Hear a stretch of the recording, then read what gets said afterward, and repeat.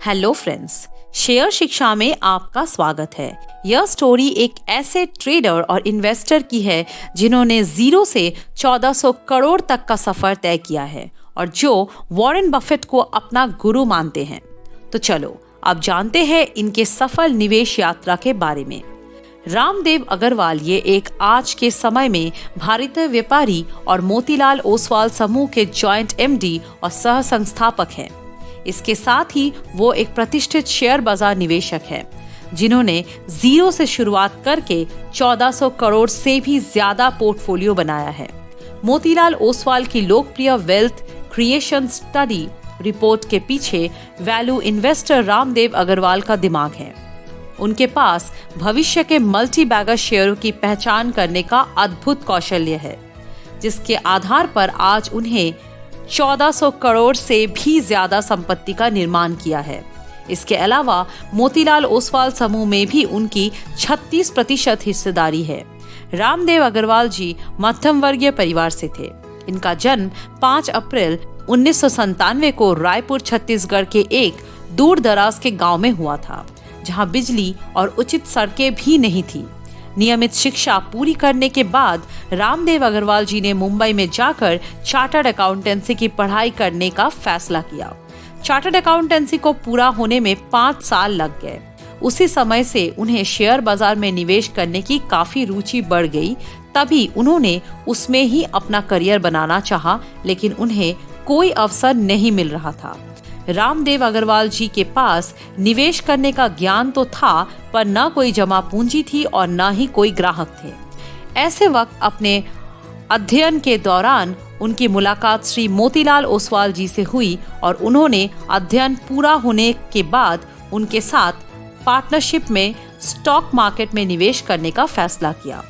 उन्होंने 1987 में मोतीलाल ओसवाल सब ब्रोकिंग फर्म की स्थापना की। आज यह छोटा सब ब्रोकर फर्म एक बड़ी वित्तीय सेवा प्रदान करने वाली कंपनी बन गया है। रामदेव अग्रवाल जी ने मोतीलाल ओसवाल नामक सब ब्रोकिंग फर्म चलाने के साथ शेयर बाजार में निवेश करना भी शुरू किया।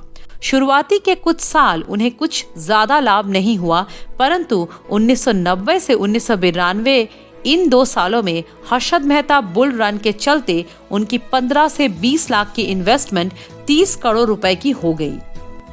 1994 उनकी मुलाकात वॉरेन बफेट से हुई। उसने रामदेव अग्रवाल जी को निवेश के बारे में बहुत कुछ सीखने को मिला, जिससे उनका निवेश के बारे में सोचने का नजरिया ही बदल गया। उन्होंने वॉरेन बफेट के शेयर होल्डर को लिखे सारे पत्र पढ़ लिए और इसके बाद उनकी निवेश की यात्रा की असली शुरुआत हुई। वॉरेन बफेट से मिलने के बाद उन्होंने अपना पूरा पोर्टफोलियो का पुनर्गठन किया और क्वालिटी स्टॉक पर ध्यान केंद्रित करना शुरू किया। उन्होंने hero Honda, Ajanta pharma, Vyasa bank, Asher Motors आदि जैसे कई शेयरों में कई गुना लाभ कमाया। 1997 में उन्होंने हीरो होंडा का स्टॉक 30 रुपए में खरीदा था, जो 2016 में 2600 रुपए की कीमत पर बेच दिया और इन 20 सालों में उन्हें हीरो होंडा के एक शेयर के पीछे 600 रुपए का डिविडेंड भी मिला। मोटरसाइकिल व्यवसाय में आगामी व्यवसाय के अवसर को देखते हुए उन्होंने हीरो होंडा स्टॉक में निवेश किया और वो उनके लिए पहला मल्टी बैगर स्टॉक बन गया है। रामदेव अग्रवाल की अगली पीक 1998 में इन्फोसिस थी, जहां उन्हें वैश्विक Y2K बूम का अवसर मिला था। इन्फोसिस को उन्होंने 900 रुपए में खरीदा था और 11,000 रुपए में बेच दिया। इसके बाद रामदेव अग्रवाल मोबाइल व्यवसाय चलाने वाले एयरटेल के स्टॉक में अच्छा खासा लाभ कमाया। रामदेव अग्रवाल की निवेश की रणनीति उन्होंने निवेशकों को मल्टी बैगर स्टॉक खोजने के 5 नियम बताए हैं। 1. इक्विटी पर रिटर्न। स्टॉक को चुनने के लिए रिटर्न ऑन इक्विटी एक महत्वपूर्ण पैरामीटर है। निवेशकों को न्यूनतम 20% रिटर्न ऑन इक्विटी वाले कंपनी में ही निवेश करना चाहिए। निवेशक ऐसे ही स्टॉक चुने जिसका रिटर्न ऑन इक्विटी 20% से आगे बढ़ता रहे। 2. व्यापार की शर्तें। दूसरी चीज जो स्टॉक चुनने के लिए महत्वपूर्ण है वो है व्यापार की शर्तें। निवेशक को यह जानना जरूरी है कि कंपनी डिलीवरी या प्रीपेमेंट आधार पर नकदी के साथ उत्पाद का व्यापार करने में सक्षम है कि नहीं। 3. नकदी प्रभाव। अगला यह है कि कंपनी के कैश फ्लो को संचालित करने वाले नकदी प्रभाव की जांच करें और कंपनी का फ्री कैश फ्लो सकारात्मक होना आवश्यक है।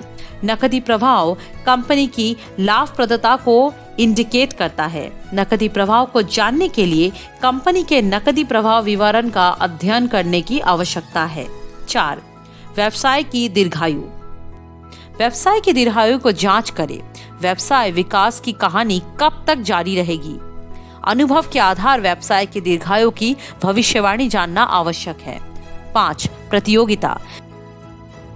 जांचें कि कंपनी बाजार में प्रतिस्पर्धा का सामना करने में सक्षम होगी या नहीं। यदि कोई कंपनी अच्छा उत्पन्न कर रही है तो उसे बड़ी प्रतिस्पर्धा का सामना करने की संभावना है। धन्यवाद।